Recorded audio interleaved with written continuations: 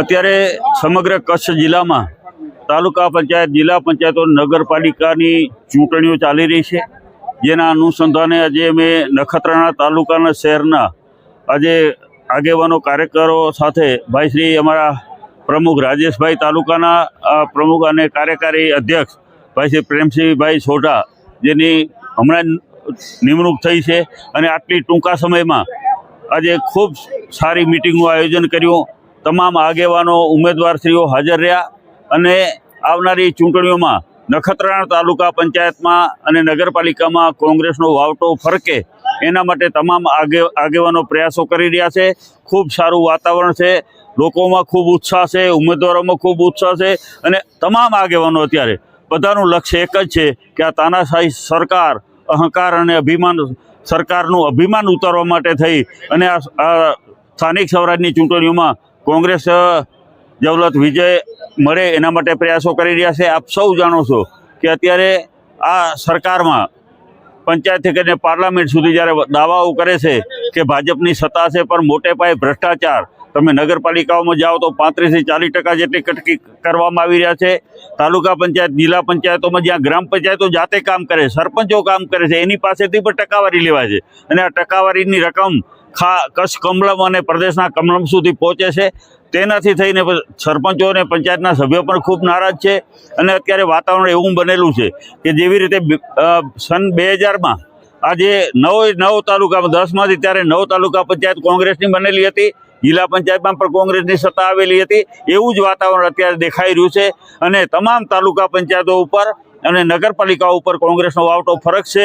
કારણ કે કોંગ્રેસ હંમેશા ગરીબ લોકો માટેની નીતિઓ બનાવતી, ગરીબો માટેની યોજનાઓ બનતી, જ્યારે આ સરકારમાં માત્ર ને માત્ર ઉદ્યોગપતિઓની માટેની યોજનાઓ બને છે. ઉદ્યોગપતિઓને ગૌચર જમીનો હોય, તમારી સરકારી પડતર જમીનો હોય, બધા ઉદ્યોગપતિઓને માટે બધું આ લાલ જાજમ ભાજપે પાથરી છે. બાકી ગરીબ લોકો માટેની જે યોજનાઓ હતી એ ધીરે ધીરે બધા બંધ કરતા જાય છે. કોંગ્રેસની સરકારમાં ગરીબોને સાથણીઓમાં જમીનો અપાયેલી છે. કોંગ્રેસની સરકાર વખતે 100 પ્લોટો, મકાનો અપાતા અને આ તમામ યોજનાઓ છે ગરીબો માટેની. એ અત્યારે માની લો સસ્તા અનાજની દુકાને જે તમે અનાજ તમને મળી રહ્યું છે એ પણ કોંગ્રેસની જ યોજના છે. આ તો અત્યારે માર્કા નરેન્દ્ર મોદીના ફોટા થેલીઓ ઉપર લગાવી દીધા છે. બાકી આ યોજના લાવનાર પણ કોંગ્રેસની સરકાર છે. એટલે કોંગ્રેસે હંમેશા ગરીબો માટેની યોજનાઓ બનાવી છે અને ફરીને અત્યારે લોકોમાં જે ઉત્સાહ છે કે આવનારી આ પંચાયત રાજમાં કોંગ્રેસની સત્તા આવશે અને લોકો માટેના સુખાકારીના કામો, અનેક કામો એવા છે જે કોંગ્રેસ આગળના સમયમાં કરવા જઈ રહી છે. તો આપ સૌ અત્યારે ઉત્સાહ જોઈ રહ્યા છે કે નખત્રાણા તાલુકામાં આગેવાનો, કાર્યકરો અને ઉમેદવારોમાં ખૂબ ઉત્સાહ છે અને અત્યારે આ ભ્રષ્ટ ભાજપથી, એની તાનાશાહીથી છુટકારો મેળવવા માટે આ વખતે લોકોએ મન મનાવી લીધું છે, પરિવર્તન કરશે. મિત્રો, મારે આપને કહેવાનું માગું છું આપના માધ્યમથી કે કચ્છ જિલ્લામાં ખેડૂતો ઉપર જે ત્રાસ આ ભાજપે ગુજાર્યો છે, આજે તમે અત્યાચાર કર્યો છે, એ ખેડૂતો ભૂલવાના નથી અને એમાં આ પેટીઓમાં જે એને અત્યાચાર સરકારે કરેલો છે એમાં અત્યારે આ પેટીઓમાં એનો ગુસ્સો ચોક્કસ કાઢશે ને એ અત્યારથી જ મન મનાવી લીધું છે. કિસાન આગેવાનોના, ખેડૂતોના પણ અમને ખૂબ ફોન આવી રહ્યા છે કે નહીં, આ વખતે અમારે આ પરિવર્તન લાવવું છે ને 100% અમને વિશ્વાસ છે કે તાલુકા પંચાયત, જિલ્લા પંચાયત અને નગરપાલિકામાં જબર પરિવર્તન આવવાનું છે. અને આપ સૌનો ખૂબ ખૂબ આભાર માનું છું. આજે નખત્રાણા વિસ્તારના આગેવાનોનો, તમામ કાર્યકરોનો, સાથી મિત્રોનો, ખાસ કરીને અમારા પ્રમુખ ભાઈ શ્રી રાજેશભાઈ અને કાર્યકારી અધ્યક્ષ ભાઈ શ્રી પ્રેમસિંહભાઈનો કે ખૂબ સુંદર મજાનું આયોજન કર્યું છે.